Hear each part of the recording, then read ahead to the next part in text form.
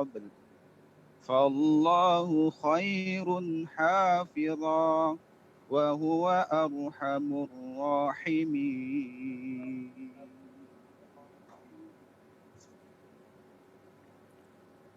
Dia Yakub berkata, bagaimana aku akan mempercayakannya Bunyamin kepadamu, seperti aku telah mempercayakan saudaranya Yusuf kepada kamu dahulu. Maka Allah adalah penjaga yang terbaik dan Dia Maha Penyayang di antara para penyayang. Subhanallah jemaah. Ya, kalau kita menyerahkan penjagaan kepada manusia, tidak sedikit pagar yang makan tanaman. Orang yang dikasih amanah, yang disuruh jagain, malah ternyata dianya yang melakukan pengkhianatan dalam penjagaan tersebut. Satpam. Kadang-kala satpamnya yang membantu perampoknya masuk. Kong kali kong antara satpam dengan dia, dengan perampok. Maka Nabi Yakub alaihissalam menyebutkan, Fallahu khairun hafizan. Allah adalah sebaik-baiknya penjaga. Wahuwa arhamur rahimin. Bukan cuma jagain Allah. Allah itu adalah yang pengasih di antara semua yang pengasih. Nabi Yakub sayang sama Nabi Yusuf alaihissalam. Tapi Nabi Yakub tahu Allah lebih sayang sama Nabi Yusuf daripada bapaknya kepada anak. Maka agar kita mendapatkan penjagaan dari Allah Subhanahu wa taala, apa yang harus kita lakukan? Di dalam hadis yang diriwayatkan oleh Imam At-Tirmidzi, yang hadis ini termasuk hadis dalam kumpulan 40 hadis Arba'in Nawawiyah, 40 hadis yang disusun oleh Al-Imam An-Nawawi. Hadis ini bernomor 19. An Abil Abbas, Abdullah ibn Abbas radhiyallahu anhuma. Dari bapaknya Abbas, yaitu Abdullah, putranya Al-Abbas. Jadi Abdullah bin Abbas ini punya anak dikasih nama seperti nama kakeknya. Jadi Abbas bin Abdullah bin Abbas radhiyallahu anhuma qala kuntu khalfan nabiy sallallahu alaihi wasallam yauman. Pada suatu hari aku dibonceng Rasulullah sallallahu alaihi wasallam di belakang, di atas hewan kendaraan atau hewan tunggangan Nabi SAW. Lalu beliau berkata, Ya gulam, wahai bocah, inni u'allimuka kalimat. Aku sungguh akan mengajarkan beberapa kalimat, beberapa nasihat penting kepadamu. Ini nasihat Nabi kepada sepupunya yang masih umurnya belasan, di bawah 15 tahun. Apa nasihatnya? Ihfadillah yahfadka. Jagalah Allah, niscaya Allah akan menjagamu. Ihfadillaha tajidhu tujahaka. Jagalah Allah Jalla Jalaluh, maka kamu akan mendapati Allah di hadapanmu. Idza sa'alta fas'alillah. Kalau engkau ingin meminta, maka mintalah kepada Allah Azza wa Jalla. Wa idza sta'anta fasta'in billah. Kalau engkau ingin meminta pertolongan, maka mintalah pertolongan kepada Allah. Wa'lam. Lalu Nabi mengatakan kepada sepupunya, wa'lam, ketahuilah. Ilmu nih. Ambil nih ilmu. Annal ummata law ijtama'at ala an yanfa'uka bi syai'in lam yanfa'uka illa bi syai'in qad katabahu Allah. Qad katabahu Allah lak. Andai kata seluruh umat manusia bersatu padu untuk memberikan manfaat kepadamu, maka mereka tidak akan pernah bisa memberikan manfaat kecuali untuk sesuatu yang Allah sudah tetapkan atas dirimu atau untuk dirimu. Sebaliknya, wa in ijtama'u ala an yadurruka bi syai', kalau mereka bersatu padu berkumpul untuk memberikan bahaya kepadamu, untuk membahayakan dirimu, lam yadurru, maka mereka tidak akan mampu untuk membahayakan dirimu. Seluruh umat manusia, 8 miliar manusia. Kok di Indonesia nih, kita bicara 270 juta manusia. Kalau mereka Ustaz mau membahayakan anak, apakah mereka nggak bisa? Di situ ada tentara, ada polisi, ada semua orang, ada presiden, ada gubernur. Masa mereka nggak bisa membahayakan dirinya? Nggak bisa. Mereka nggak akan membahayakan dirimu kecuali Allah sudah menetapkannya atas diri. Rufi'atil aqlam wa jaffatis suhuf. Pena itu sudah diangkat dan lembaran-lembaran itu sudah kering. Dan di riwayat lainnya, di riwayat selain Imam Tirmidzi, Nabi SAW mengatakan, ihfadillah tajidhu amamak. Jagalah Allah, engkau akan mendapatinya di hadapanmu selalu. Ta'arraf ilallahi fil rakha ya'rifka fi syiddah. Kenalkan dirimu kepada Allah. Kenalkan dirimu kepada Allah. Kapan? Ketika engkau sedang berbahagia. Ketika engkau sedang gembira, ketika engkau sedang bersukaria, niscaya Allah akan mengenali dirimu tatkala engkau susah. Wa'alam annama akhta'aka lam yakun liyusibak. Ketahuilah bahwa apa yang luput dari dirimu, memang dia ketetapannya nggak akan menimpamu. Sebaliknya, wa ma asabak lam yakun liyukhti'ak. Yang menimpamu nggak akan luput dari dirimu. Makanya nggak perlu orang itu mengatakan, andai kata ini, andai kata. Mungkin ada teman-teman yang kena COVID ya. Lalu dia mau, andai kata aku tadi nggak kumpul, andai kata. Nggak ada andai kata. Katakan qadarullah wa ma syaa fa'al. Wa'lam anna an-nasra ma'as sabri.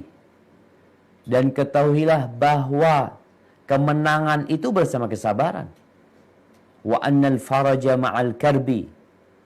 Dan bahwasanya kemudahan itu selalu menyertai kesulitan. Wa anna ma'al, ya, yang namanya disingkapnya kesedihan, kesusahan, itu akan datang. Jadi ketika engkau susah, akan datang tuh kemudian. Wa anna ma'al usri yusra. Bersama kesulitan itu ada kemudahan. Ahibati fillah.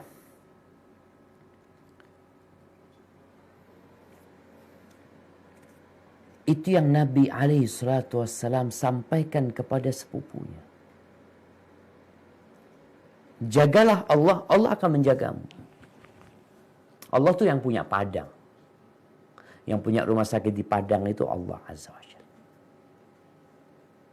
Kalau Allah mau hancurkan itu rumah sakit, nggak perlu nunggu yang ada di dalam rumah sakit keluar. Allah bisa menggetarkan bumi, khusus daerah Padang aja. Yang lainnya enggak. Nah, kita kadang kalau melihat ada gempa di kota ini, yang lainnya enggak. Gempa di kota ini, yang lainnya enggak. Kenapa? Karena yang punya bumi ini bukan pertiwi. Bumi ini milik Allah Azza wa Jalla Rabbul Alamin. Maka tatkala kita menjaga Allah maksudnya tentunya menjaga perintah-perintah Allah dengan dilaksanakan. Menjaga larangan-larangan Allah untuk tidak dilanggar, menjaga batasan-batasan Allah dan hak-hak Allah. Itu yang dijaga. Allah baru akan jagain kita. Al-jaza'u min jinsil amal. Balasan itu sesuai dengan perbuatan. Nggak mungkin orang nanam apel, tahu-tahu keluarnya mawar. Enggak lah. Dan juga tidak mungkin orang yang menabur pasir, kecuali dia akan menuai badai.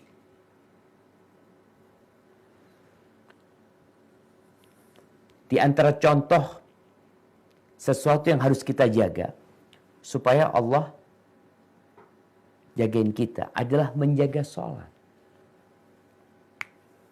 Teman-teman nih yang jadi dokter, jangan sampai karena kesibukan dia menjaga pasien, lupa untuk menjaga dirinya dengan sholat.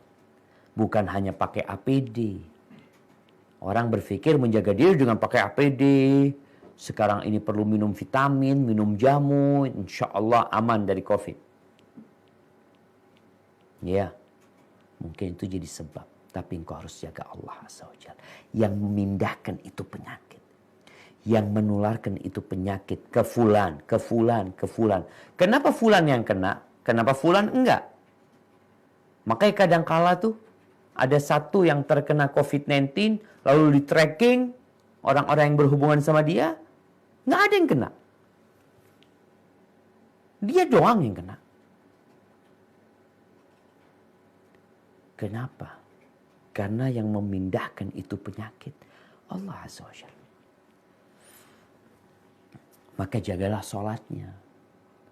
Teman-teman yang di rumah sakit, yang menjadi tim medis, engkau jaga sholatmu dan jaga sholatnya pasien. Apa urusan anak sama dia, Ustaz?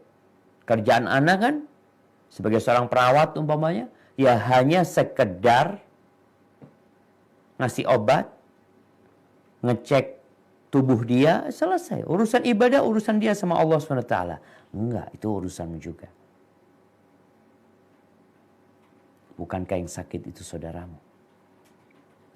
Bukankah kalau engkau membesuk dia dengan niat membesuk orang yang sakit, saudara muslim yang sakit, di pagi hari engkau datang membesuk dia, ada 70.000 malaikat yang berselawat buat engkau sampai sore. Maka jangan katakan itu bukan urusanku, urusan. Jaga sholat. Di surat Al-Baqarah ayat 238. Allah berfirman secara khusus masalah penjagaan sholat. Nah, tafadhol dibaca.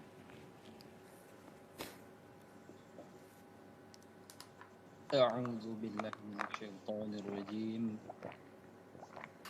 حافظوا على الصلوات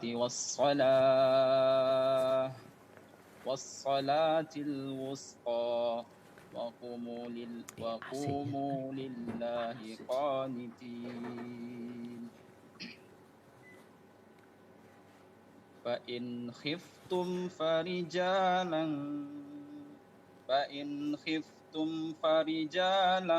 فرجالا أو ركبانا فإذا أمنتم فاذكروا الله كما علمكم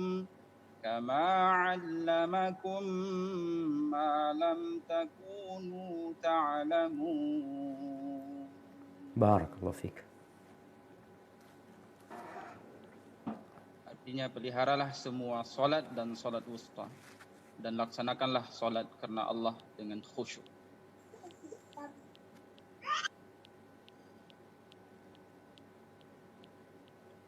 Nah, jika kamu takut ada bahaya, solatlah sambil berjalan kaki atau berkendaraan. Kemudian apabila telah aman, maka ingatlah Allah. Solatlah sebagaimana Dia telah mengajarkan kepadamu apa yang tidak kamu ketahui. Tuh lihat jemaah. Allah perintahkan kita menjaga semua solat, khususnya solat wusta.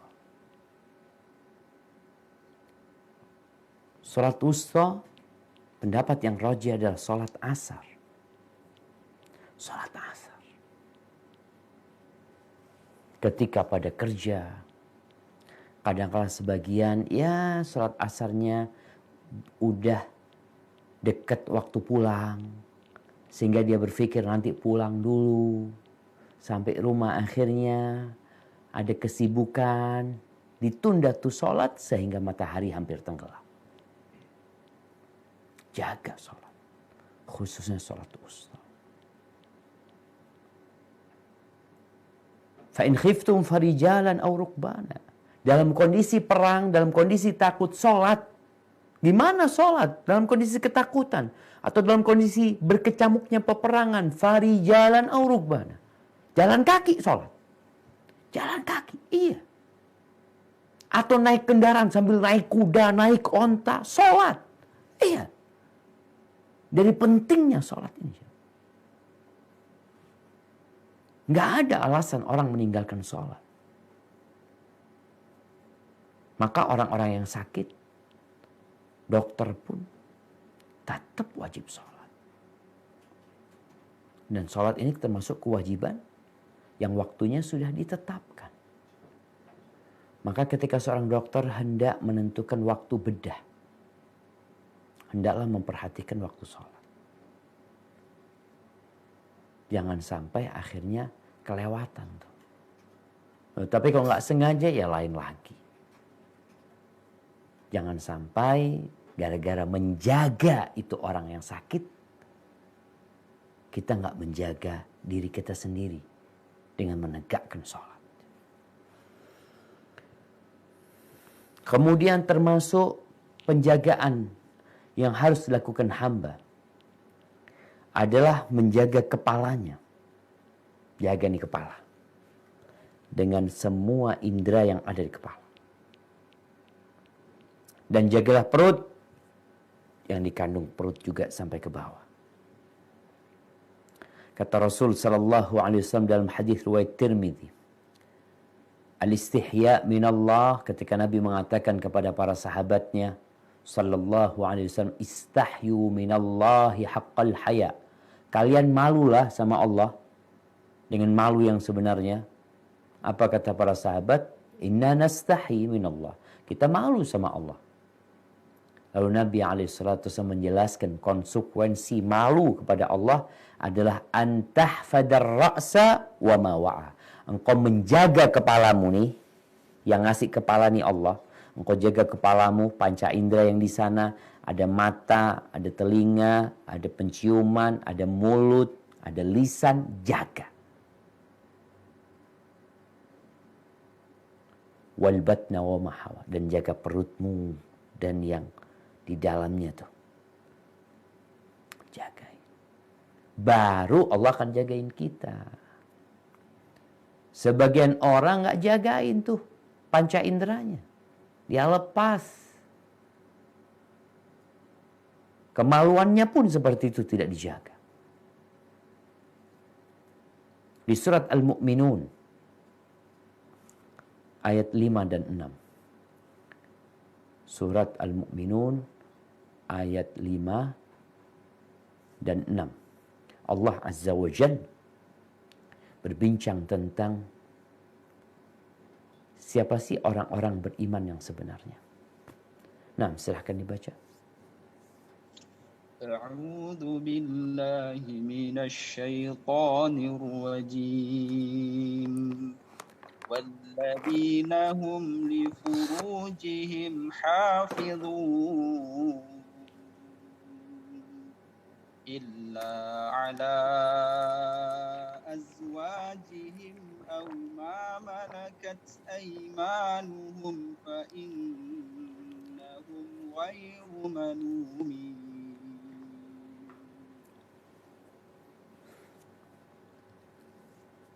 Nah, orang-orang yang memelihara kemaluannya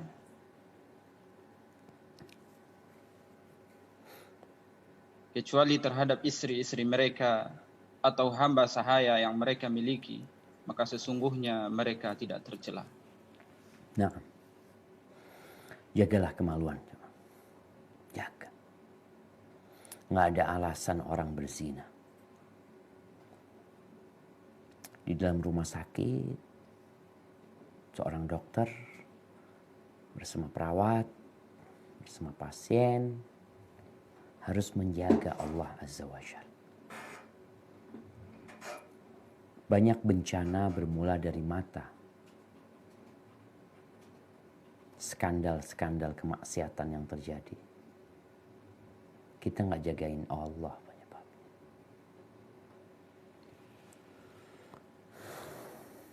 Ada aturan yang harus ditegakkan. Ada aturan rumah sakit dan ada aturan sang pencipta rumah sakit dan pencipta diri kita. Taati aturan Allah Subhanahu wa Ta'ala. Karena mereka yang tidak menjaga Allah Azza wa Jalla di kemaluannya, Allah nggak akan jaga keluarga dia. Makanya orang-orang yang berzina, na'udzubillah, rumah tangganya nggak dijagain semua. Ada seorang anak yang berzina lalu menikah. Ibunya marah-marah sama ini anak. Akhirnya itu anak, ya gak urusan sama ibunya. Dia sudah dewasa, dia sudah bisa bekerja sendiri, udah tidak lagi bersandar kepada orang tuanya. Akhirnya anak dia pun berzina sama kayak bapak dan ibunya. Karena dia gak jagain Allah. Gimana Allah mau jagain keluargamu?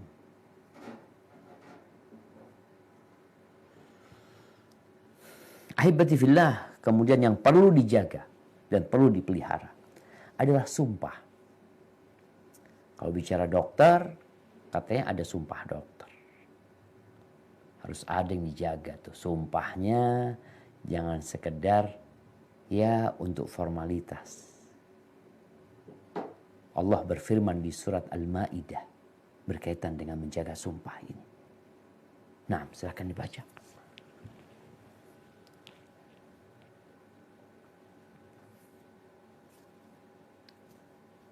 أعوذ بالله من الشيطان الرجيم لا يؤاخذكم الله باللغو في أيمانكم ولكن يؤاخذكم بما عقدتم الأيمان فكفارته إطعام 10 مساكين من أوسط ما تطعمون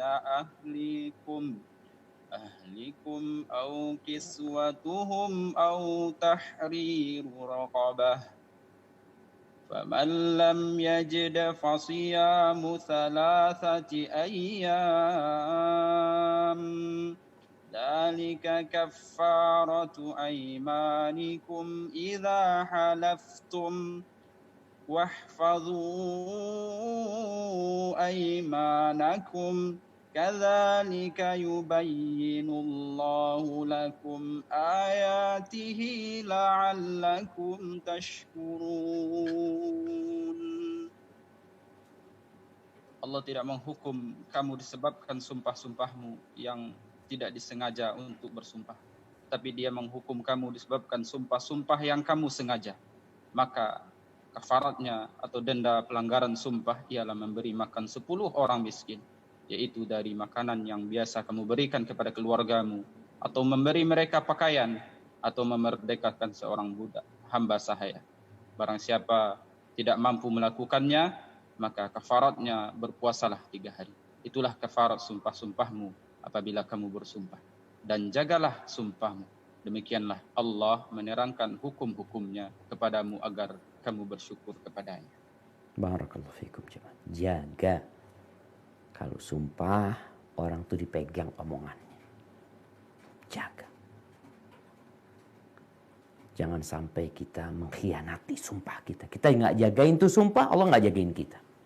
Dan orang yang menjaga Allah Azza wa Jalla dengan melaksanakan perintah Allah, menjauhi larangannya, aturan Allah dia wujudkan dalam kehidupan ini, maka Allah akan menjaga dia, menjaga keimanan dia, menjaga diri dia dan keluarganya serta hartanya. Allah akan jagain. Nah, kita tahu Nabi Ibrahim alaihissalam.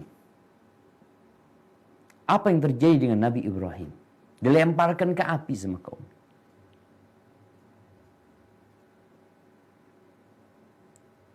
Nggak ada yang belain Nabi Ibrahim.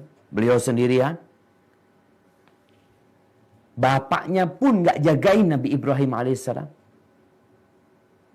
Dia juga nggak punya kekuatan apa-apa. Dia hanya seorang hamba yang berusaha untuk membuat perbaikan di kaumnya, yang mereka menyembah berhala agar mereka mentauhidkan Allah Azza wa Jal. Tapi yang terjadi, Nabi Ibrahim dibakar sama kaum. Apa yang terjadi dengan Nabi Ibrahim alaihissalam? Allah berfirman di surat Al-Anbiya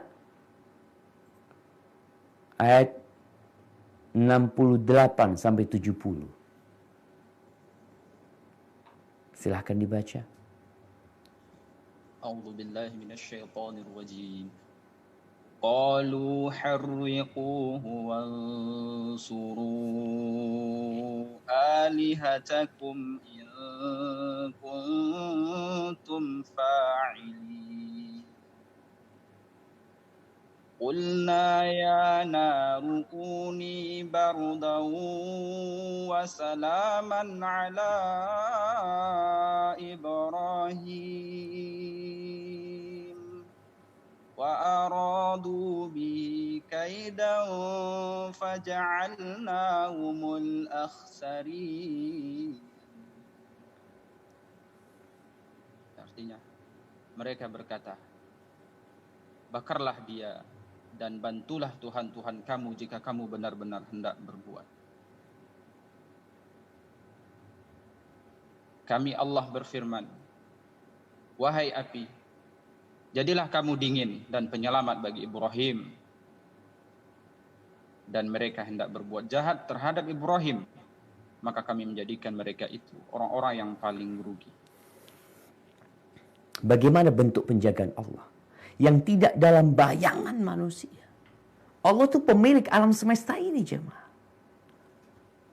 Allah tidak menurunkan hujan untuk mematikan api yang membakar Nabi Ibrahim. Allah tidak menurunkan salju atau angin. Allah tinggal berkata kepada api, api ini membakar. Tapi dia ciptaan Allah, dia nurut dan patuh sama Allah. Allah katakan kepada api tersebut, ya nar, wahai api, kuni bardan wa salaman ala Ibrahim. Jadilah engkau sejuk, dingin dan penyelamat buat Ibrahim. Buat Ibrahim saja.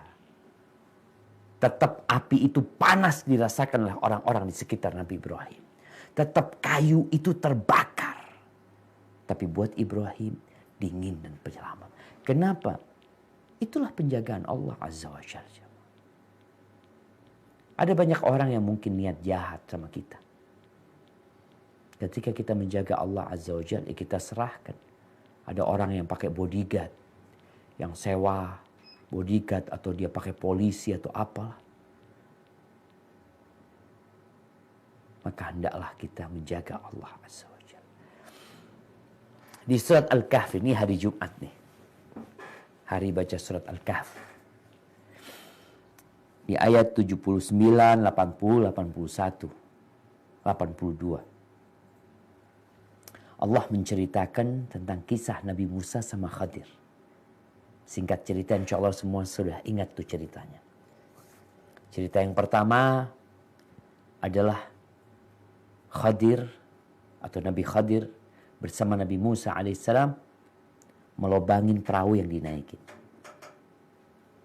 Lalu setelah itu, yang kedua ketemu bocah dibunuh sama Khidir. Yang ketiga ketemu bangunan yang mau roboh, kemudian diperbaiki sama mereka. Nabi Musa di 3 cerita itu beliau mengingkari. Kenapa engkau lakukan itu? Kenapa engkau lakukan itu? Kenapa engkau lakukan itu? Kenapa? Itulah penjagaan Allah Azza wa Jalla. Jawabannya kita akan baca. Tafadhal. Di surat Al-Kahfi ayat 79.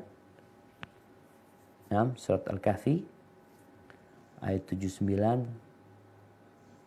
sampai 82. Mungkin dibaca satu-satu. Nah.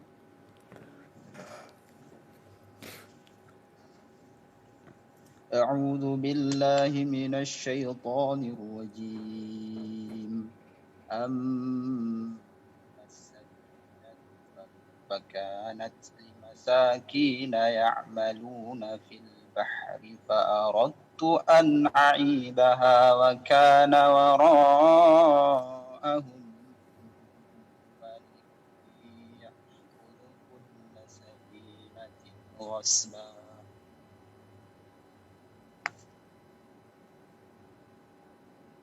Adapun perahu itu adalah milik orang miskin yang bekerja di laut.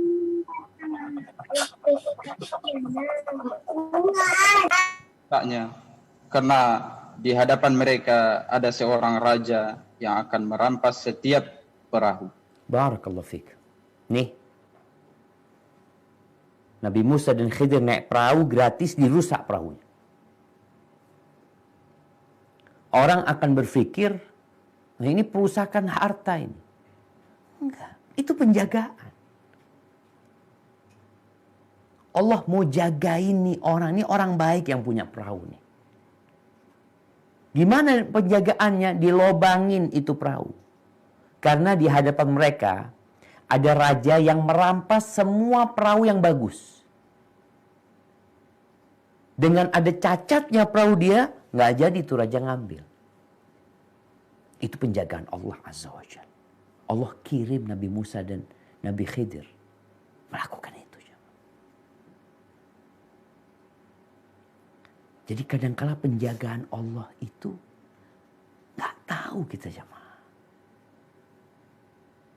Kita tahu-tahu naik motor kempes, bannya nggak jadi kita berangkat. Bisa jadi itu penjagaan Allah loh, untuk dirimu.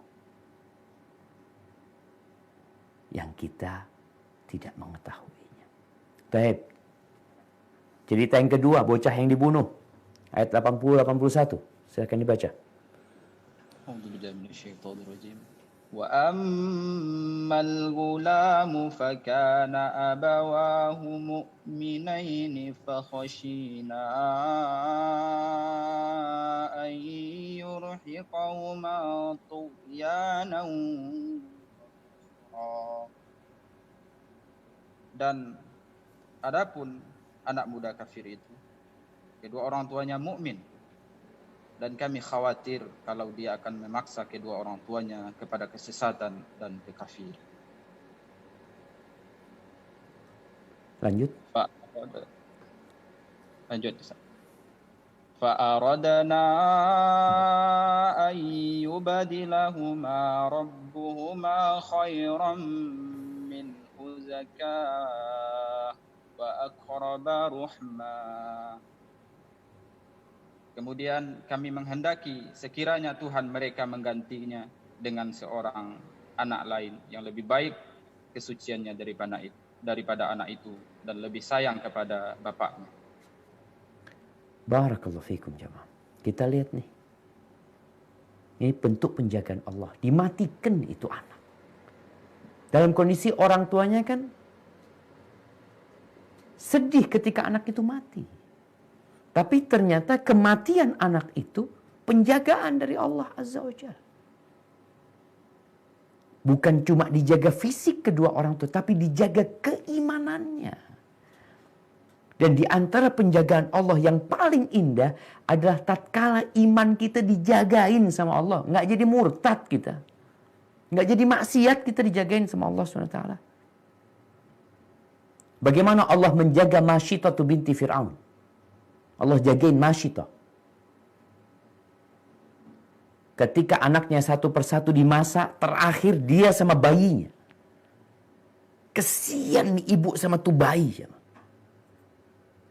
Allah jagain Masyitah, tuh bayi bisa bicara. Allah bikin itu bayi bicara. Agar ibunya kuat keimanannya. Engkau berada di atas kebenaran wahai bunda. Terjun tuh Masyitah. ke kuali yang berisi minyak panas. Ini penjagaan keimanan. Cerita Ashabul Ukhdud. Tatkala ribuan, bahkan dikatakan 20.000 manusia dimasukkan ke parit-parit yang penuh dengan api. Karena mereka beriman kepada Allah dan hari akhir. Ada seorang perempuan yang sedang menggendong bayinya. Dia kesian juga sama tuh bayi. Tuh bayi bisa bicara. Ini penjagaan Allah untuk menjaga keimanan. Jadi anak-anak yang meninggal dunia kadangkala itu bentuk penjagaan Allah Azza wa Jalla buat engkau. Maka berbaik sangkalah sama Allah Subhanahu wa taala.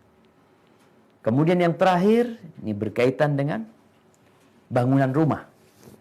Nah, silahkan.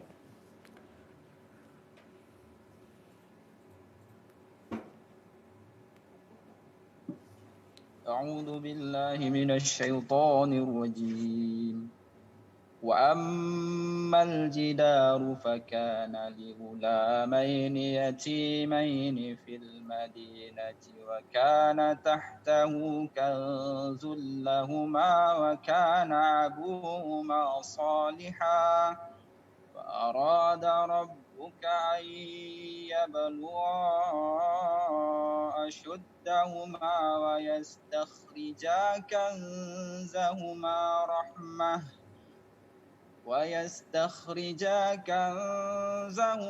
رحمة من ربك وما فعلته عن أمري ذلك تأويل ما لم تستع عليه صبرا. Dan adapun dinding rumah itu adalah milik dua anak yatim di kota itu, yang di bawahnya tersimpan harta bagi mereka berdua, dan ayahnya seorang yang soleh. Maka Tuhanmu menghendaki agar keduanya sampai dewasa, dan keduanya mengeluarkan simpanannya itu sebagai rahmat dari Tuhanmu. Apa yang ku perbuat bukan menurut kemauanku sendiri. Itulah keterangan perbuatan-perbuatan yang engkau tidak sabar terhadapnya. Barakallahu fikum. Tuh anak dijagain, dua anak. Bapaknya udah mati, udah gak ada, anak yatim. Dia punya harta. Kalau tembok itu rubuh, takut ada orang yang lewat, kemudian harta itu terlihat dan diambil sama mereka. Maka Allah kirim. Kenapa? Bapaknya orang soleh. Tuh anak dijagain karena bapaknya jaga Allah Azza wa Jalla. Jadi kita kalau ingin anak-anak kita dijaga sama Allah Subhanahu wa taala, jaga Allah, bapaknya jadi orang soleh. Bicara nanti bagaimana masa depan anak kita, orang tua kan, oh dia siapkan toko, dia siapkan usaha, dia sekolahkan anaknya sebagai bentuk penjagaan orang tua, sebagai bentuk kasih sayang orang tua kepada anak-anaknya. Ya, nggak apa-apa. Tapi jagalah Allah Azza wa Jalla. Kalau engkau tinggalkan harta buat anak-anakmu, Allah bisa bikin itu harta habis dalam sehari, 2 hari. Tapi kalau engkau orang soleh dan engkau ajarkan kesolehan kepada anak-anak, insya Allah Allah akan menjaga kita semuanya. Dan penjagaan dari perbuatan kemaksiatan, banyak cerita-cerita penjagaan Allah jamaah. Nabi Yusuf alaihissalam dijaga. Diajakin berzina sama perempuan cantik, Allah jaga Nabi Yusuf alaihissalam. Dan itu penjagaan yang paling agung, yaitu dijaga keimanan kita dari kekufuran. Dan kita dijaga dalam kondisi Islam sampai ajal menjemput kita. Hada wallahu a'lam bishawab. Itu yang bisa Anda sampaikan pada kesempatan kali ini. Kurang lebihnya mohon maaf. Mungkin kita masuk ke sesi tanya jawab. Nah, barakallahu fikum dok. Tafadhal dok. Wafik barakallah. Jazakallah khairan Ustaz. Masya Allah. Ilmu yang sangat bermanfaat bagi kami semua Ustaz yang di Padang dan di semua pun yang mendengar pada pagi hari ini. Izin untuk membacakan beberapa pertanyaan Ustaz terkait materi ini. Yang pertama, Bismillah, Assalamualaikum warahmatullahi wabarakatuh. Izin bertanya Ustaz. Saya dan anak-anak sedang ditimpa musibah penyakit kanker. Awalnya saya yang sakit Ustaz, lalu anak-anak saya dan saat ini salah satu anak saya nyaris mengalami kebutaan. Bagaimana cara meyakini bahwa Allah Subhanahu wa taala selalu bersama kami dan selalu memberi pertolongan kepada kami sekeluarga Ustaz? Karena jujur saya sering sekali merasa khawatir dengan keadaan saya dan anak-anak saya. bagaimana cara menghilangkan rasa khawatir yang terkadang rasakan terlalu berlebihan Ustaz? Jazakallah khairan atas jawabannya. Masya Allah. Nah jemaah. Allah kalau cinta sama hambanya, Allah kasih bala. Idza ahabballahu qauman ibtalahum. Kalau Allah cinta kepada hamba, Allah akan kasih bala. Wa idhamul jaza ma'a idhamil bala. Besarnya balasan Allah sesuai dengan besarnya bala yang ditimpa oleh orang itu. Ada orang yang pilek beda sama orang yang kena kanker. Ada orang yang kena kanker mungkin beda sama orang yang kena stroke. Ada orang yang buta dengan ada orang yang mungkin hanya satu mata yang tidak dapat melihat. Jadi takaran balasan nanti sesuai dengan bala yang menimpa hamba. Dan Allah kalau cinta kepada hamba, Allah kasih bala buat mereka. Faman radhiya falahur ridha. Barang siapa yang ridha dengan ketentuan Allah, maka Allah akan ridha sama mereka. Waman sakhita falahus sakhat. Tapi kalau dia marah, murka, maka bagi dia kemurkaan dari Allah SWT. Ketahuilah bahwa kehidupan ini ujian. Di dunia ini kita bukan tempat bersenang-senang. Tapi di sini tempat perjuangan untuk menuju ke surga Allah Azza wa Jalla. Kalau Allah memberikan bala kepada keluarga tadi, maka berbaik sangkalah sama Allah SWT. Karena bala itu menghapuskan dosa dan mengangkat derajat. Berbaik sangka mungkin Allah Azza wa Jalla meletakkan buat engkau dan keluargamu derajat yang tinggi di surga, yang amalanmu gak cukup untuk sampai ke sana. Tapi dengan bala itu, bisa jadi engkau sampai ke tempat itu. Kemudian dalam kondisi yang seperti itu, banyak-banyak istighfar, mohon ampun sama Allah Subhanahu wa Ta'ala. Dan lihatlah kepada yang di bawahmu. Sehingga kita ini akan terhibur ketika melihat orang yang lebih susah daripada kita. Karena kalau kita melihat kepada yang di atas terus, kita nggak akan bersyukur kepada Allah Azza wa Jalla. Dan anak-anak perlu dikuatkan hati mereka ya. Bahwasanya yang kita perjuangkan ini bukan kota Padang. Kalau ada satu orang berjuang untuk menguasai kota Padang, kecil kota Padang tuh. Oh, Sumatera kecil. Yang diperjuangkan adalah yang seluas langit dan bumi ini. Dengan kesabaran Allah akan berikan itu kepada mereka. Maka insya Allah dengan cara melihat kepada yang di bawah ya, baca sejarah orang-orang yang dikasih bala sama Allah, kemudian mereka bersabar, kemudian apa yang Allah berikan kepada mereka. Dan kalaupun engkau susah, engkau sakit, engkau dalam kesulitan, itu gak lama. Sebentar lagi akan pergi. Karena fa inna ma'al usri yusra. Inna ma'al usri yusra. Bersama kesulitan itu ada kemudahan. Bersama kesulitan itu ada kemudahan. Dan lihatlah kepada nikmat Allah yang lainnya yang Allah berikan kepada dirimu. Hadza wallahu a'lam bissawab. Jazakallah khairan Ustaz. Pertanyaan selanjutnya Ustaz. Afwan ingin bertanya Ustaz. Ini mungkin pertanyaan dari salah satu pegawai kami yang bekerja di Rumah Sakit RSUD Dr. Rasidin Padang, di mana merupakan rumah sakit khusus COVID di Sumatera Barat pada saat ini. Saat ini kami petugas COVID sudah merawat pasien dengan ikhlas dan ditangani semaksimal mungkin. Namun di sisi lain kami petugas juga ada sisi mengharapkan jasa untuk kami yang sudah bekerja. Apakah ini dapat menghilangkan pahala kami Ustaz? Mohon penjelasannya. Jazakallah khairan. Barakallahu fikum. Iya jemaah. Di sini seorang dokter, seorang tenaga medis, dia memang sudah bekerja. Dia dapat gaji. Atas kerjaannya dia dapat gaji. Dia sekolah, belajar ilmu tersebut, kemudian dia berada di rumah sakit, dia akan mendapatkan gaji. Bagaimana sekarang dia niatkan pekerjaannya itu lillahi ta'ala. Jadi dia bukan menggunakan ibadah untuk mencari dunia, enggak. Karena sejatinya kerjaan dia memang itu.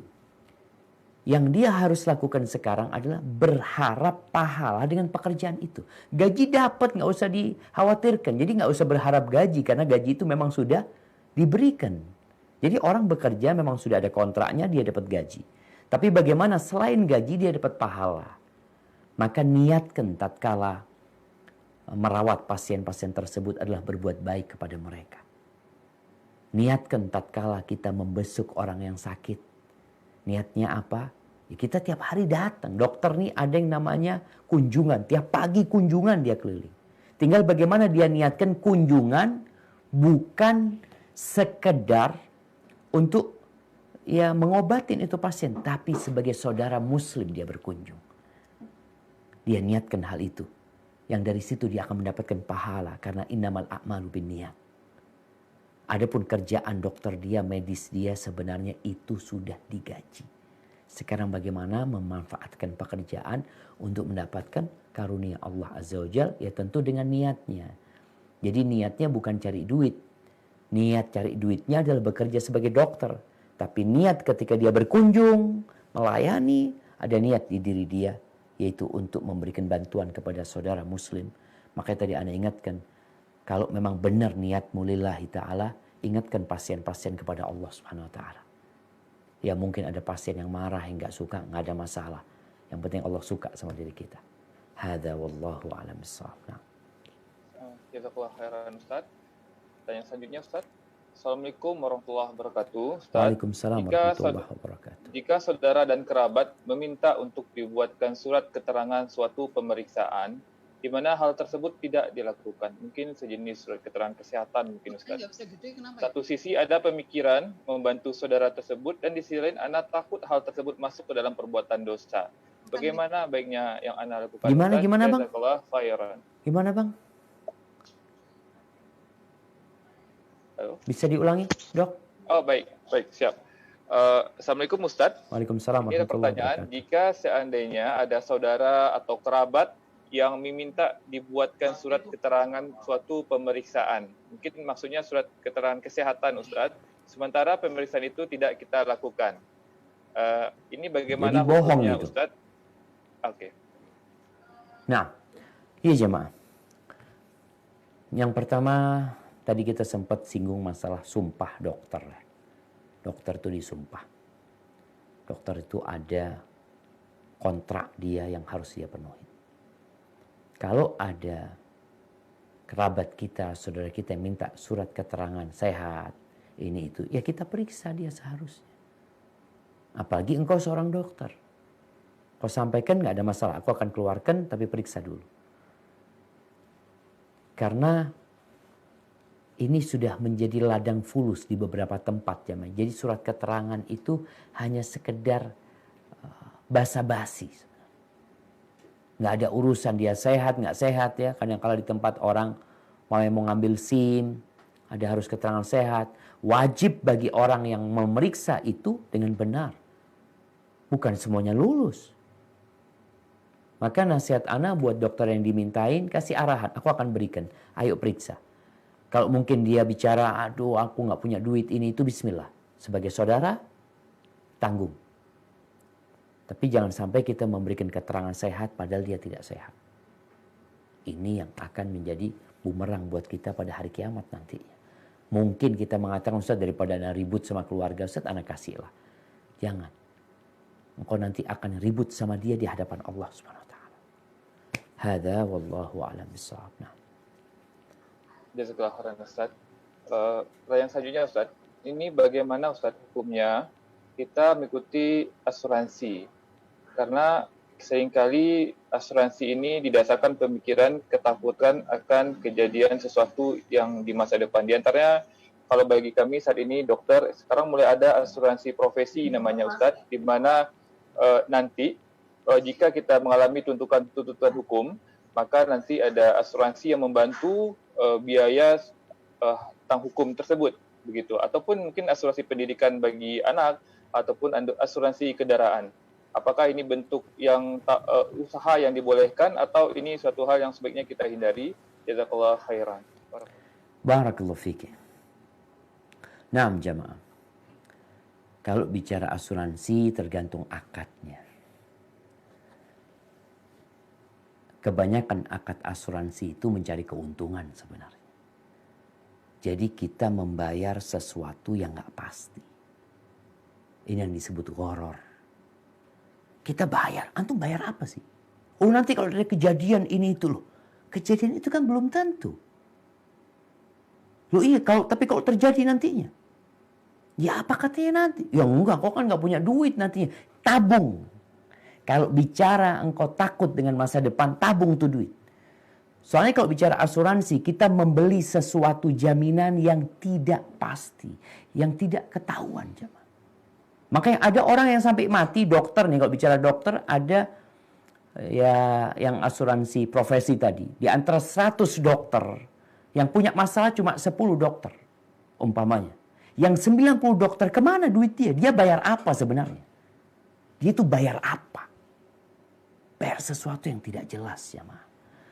Maka dalam Islam, akad itu harus jelas. Jadi ada akad-akad yang tidak diperbolehkan karena ada unsur ketidakpastian yang sangat besar sekali di situ. Yang akan dirugikan dokter yang, mamanya tadi, 90 dokter itu rugi dia. Oke, yang 10 orang kan terbantu kan. Yang 90, kemana hak dia? Kemana duit dia yang dia setorkan selama ini? Maka kalau bicara asuransi dalam Islam itu ada namanya at-ta'min at-ta'awuni. Asuransi tolong menolong. Ini mungkin yang perlu digulirkan sekarang ya. Yang unsurnya membantu. Ini ada di rumah sakit, ada 100 dokter. Oke sudah, tiap bulan kita taruh duit 100.000. Buat apa ya? Udah untuk bantuin siapa yang kena masalah. Jadi kita nggak berharap duit itu balik sama kita memang. Kita berharapnya untuk saling membantu sudah. Sedangkan orang-orang yang asuransi ini tujuannya cari keuntungan, bukan membantu. Jadi jangan dipikir perusahaan asuransi itu, oh tujuan kita adalah membantu. Kalau ta'awuni membantu memang. Dia tidak berharap duit itu kembali. Enggak sudah. Maka ini mungkin yang perlu dilakukan ya. Kalau di keluarga. Mungkin keluarga besar ya. Yuk kita tiap bulan yang kerja nih taruh duit 100.000. Buat apa? Ya udahlah nanti siapa yang punya hajat. Siapa yang punya masalah ini tuh dibantu dari sana. Ini nggak ada masalah. Tapi kalau asuransi tadi unsurnya dia itu cari keuntungan, sedangkan kita juga niat cari keuntungan untuk sesuatu yang tidak jelas. Apalagi dikatakan nanti, oh nggak masalah, kau taruh uang 100.000 nanti berapa tahun uangnya jadi berlipat-lipat ganda. Subhanallah, apalagi nih? Emangnya uang bisa berbunga? Beranak dari mana? Riba lagi nantinya. Maka kalau bicara asuransi, ada yang diperbolehkan tadi seperti asuransi ta'awuni. Dan kita bagaimana untuk masa depan anak-anak kita? Tabung. Nabungnya 2. Gimana nabungnya 2? Satu nabung, ada umpamanya kita punya tabungan ya atau celengan ya. Kita taruh sana duit 100.000 taruh ke rumah yatim piatu. Kita 100.000 sini, 100.000 di masjid. Ini salah satu cara kita mencari penjagaan Allah Subhanahu wa ta'ala. Jadi kita mengasuransikan keluarga kita sama Allah. Sebab kita jalanin, bukan berarti oh kalau gitu udah nggak usah nabung. Nabung nggak ada masalah, tabung. Tapi nabungnya 2. Nabung di sini, nabung di jalan Allah Subhanahu wa ta'ala. Mobil nih, orang kan subhanallah takut mobilnya rusak, ini itu macam-macam. Masya Allah, iya. Maka banyakin sedekah.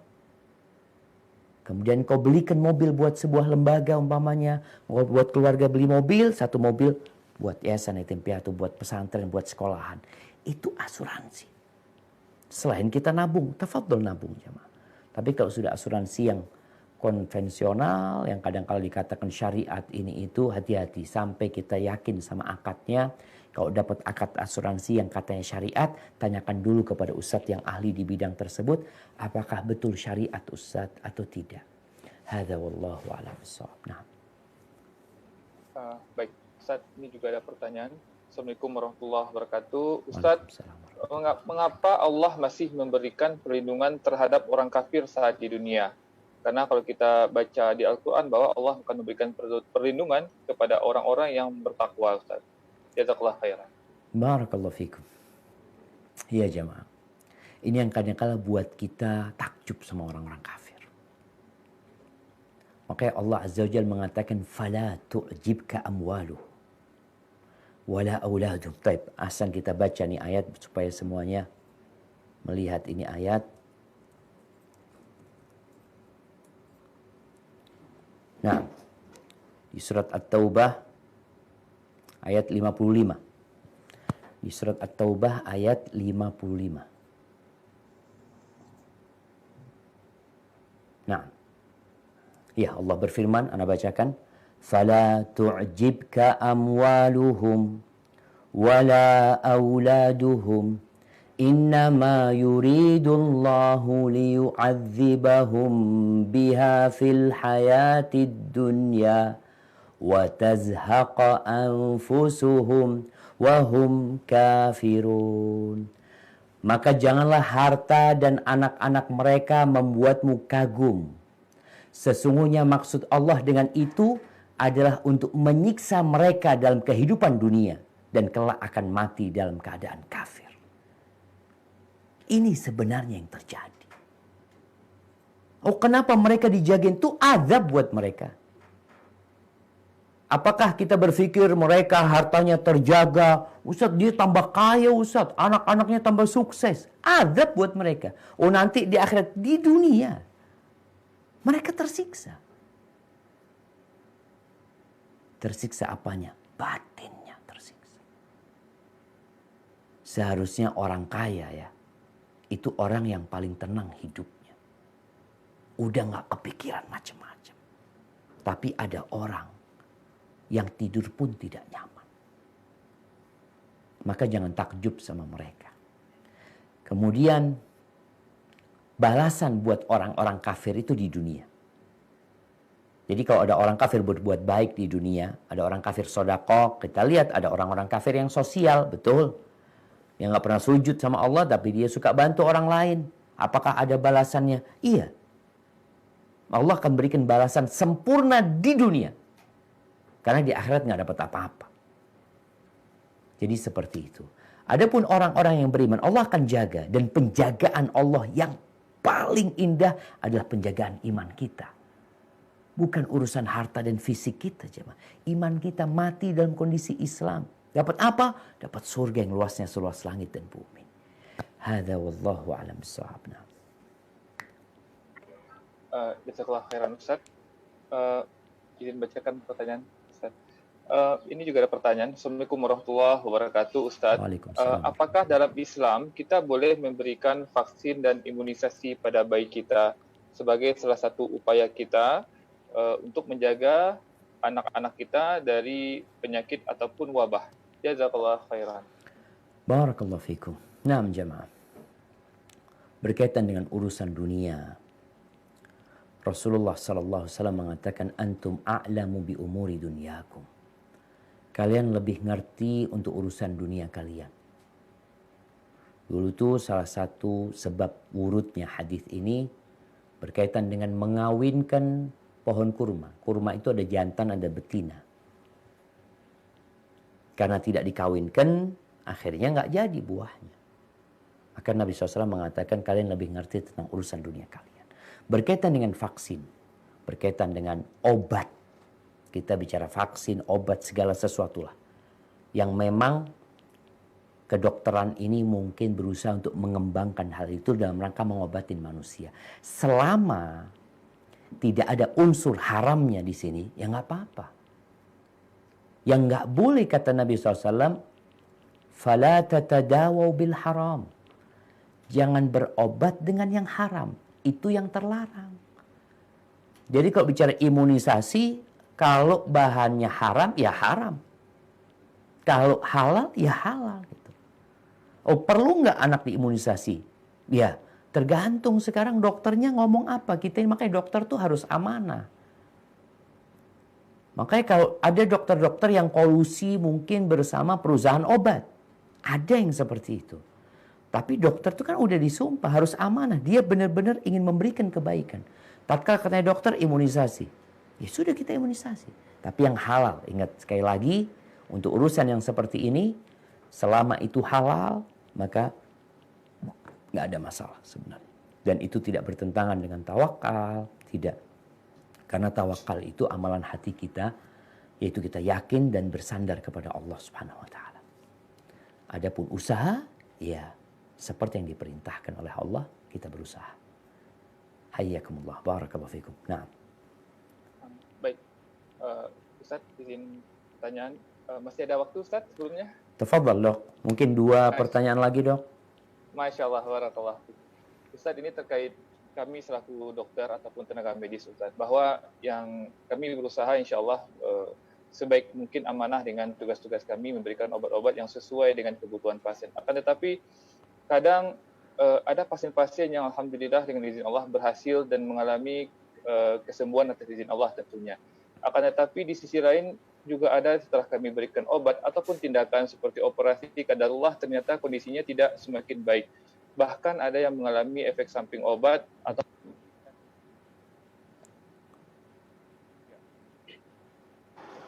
kalau seperti ini Ustadz, kalau seperti ini bagaimana pertanggungjawaban kita nanti di akhirat Ustadz? Apakah kita akan ditanya dengan efek samping obat ataupun dengan operasi yang tidak berhasil Ustadz?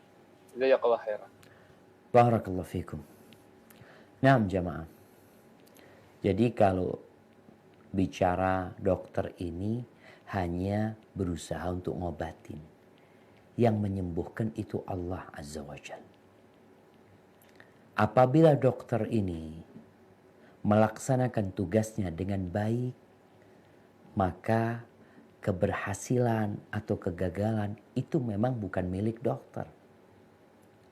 Makanya dikatakan alal mar'i an yas'a wa laysa alaihi idrakun najah.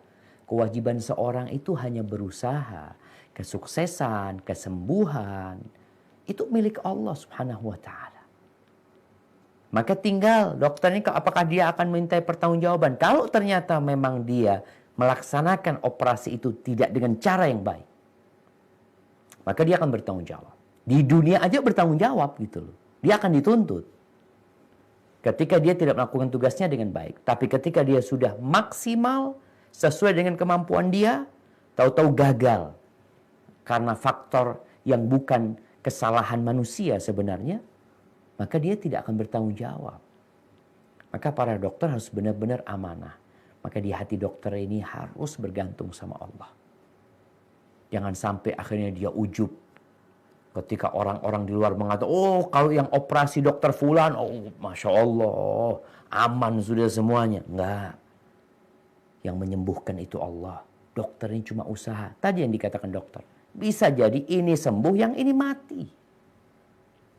Maka insya Allah apabila sudah melaksanakan tugasnya dengan baik, dia tidak akan mempertanggungjawabkan. Di dunia pun dia nggak akan mempertanggungjawabkan. Tapi kalau dia ternyata coba-coba ya, kadangkala ada obat, kalau bicara obatnya, kadangkala kan memang dokter ini menjadi targetnya perusahaan obat. Datang ke dokter, dok ada obat baru dok, ini macam-macam. Akhirnya dokter nih menyarankan obat yang dia sendiri nggak yakin sebenarnya. Dan ada obat yang lebih bagus sebenarnya. Tapi karena tawaran ini lebih menggiurkan, ini obat ditinggalkan, ini pasien dikasih obat ini. Tanggung jawab nanti di hadapan Allah Subhanahu wa taala. Karena di antara hak saudara kita sesama muslim, kalau dia minta nasihat, engkau harus memberikan nasihat kepada dia. Jangan mengkhianati pasien. Hadza wallahu a'lam bissawab. Nah. Masya Allah, jazakallah khairan Ustaz, sangat mencerahkan. Pertanyaan selanjutnya Ustaz. Bismillah, Assalamualaikum warahmatullahi wabarakatuh. Ustaz, Ana sejak mengenal agama yang sesuai dengan sunnah, hidup Ana terasa lebih terarah. Tapi Ana hijrah sendiri Ustaz. Dan suami Ana belum. Kadang banyak perbedaan di antara kami sekarang. Tapi Ana selalu berusaha sabar dan membagi ilmu kebaikan dengan suami. Tapi suami belum menanggapi semua itu. Semakin Ana berikan masukan, kadang suami marah. Apa yang harus Anda lakukan Ustaz? Apalagi Anda memilih apakah Anda memilih diam saja? Syukran Ustaz, jazakallahu khairan. Naam, barakallahu fiik. Ya jemaah rahimakumullah. Allah berfirman, wa ja'alna ba'dakum li ba'din fitnatan atasbirun. Kami menjadikan sebagian kalian ujian untuk sebagian lainnya.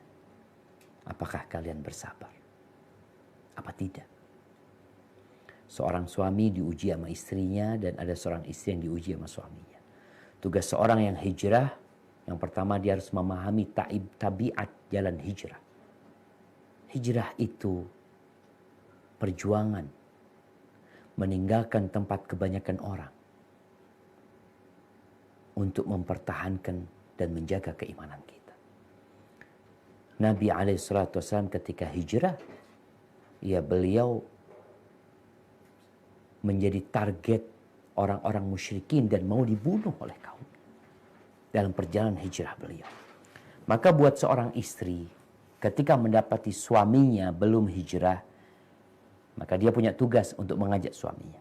Bagaimana cara mengajak Ustaz kalau dia marah-marah, ribut akhirnya kalau ngobrol sama suami? Yang pertama, berikan pelayanan yang paling maksimal dari istri kepada suami. Kau kan udah belajar. Dengan kau hijrah, kau tahu haknya suami.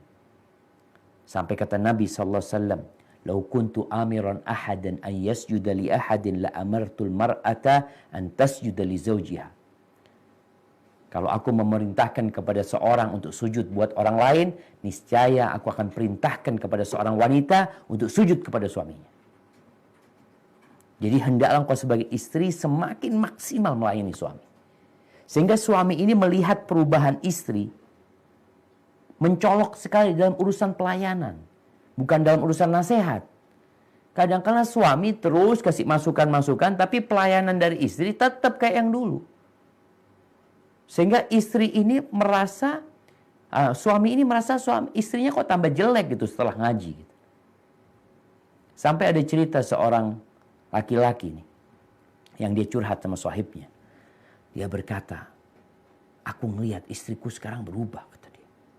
Pakai kerudung yang panjang-panjang ya. Aku takut, kata dia. Tanya sama sahibnya, coba kau lihat perubahan istrimu itu positif apa negatif? Kalau perubahan istri negatif ya hati-hati. Kata suami kayaknya positif sih. Dia semakin melayani, semakin care, semakin respect sama suami. Ya kalau sudah bagus lanjutkan, kata dia. Maka di sini istri harus benar-benar menunjukkan pelayanan dia kepada suaminya. Kalau bicara apakah didiamkan suami? Enggak. Nanti ketika engkau sudah memberikan pelayanan yang maksimal sama suami, sambil pijetin kakinya suami, ngobrol sama suami, bang, aku tuh baca kayak gini bang. Bener enggak bang ya? Jadi dipancing suami ini bagaimana dia sebagai pemimpin, sebagai komandan di rumah, memberikan arahan-arahan kepada istrinya. Ya sambil didoakan suaminya. Sabar. Hadza wallahu a'lam bissawab. Nah. Baik, pertanyaan selanjutnya mungkin terakhir. Assalamualaikum Ustaz. Waalaikumsalam warahmatullahi bertanya, ada seorang PNS seorang PNS yang memiliki kendaraan bermotor, namun setiap menggunakan kendaraan atau motor tersebut dadanya terasa sesak dan sakit, dan beliau akhirnya membeli mobil dengan cara meminjam uang di bank. Apakah kondisi ini seperti ini diperbolehkan Ustaz? Mungkin dengan alasan darurat. Jazakallah khairan Ustaz. Barakallahu fikum. Naam jemaah rahimakumullah. Ya. Kenapa harus pinjam ke bank? Ada orang yang naik motor sesek dadanya karena angin.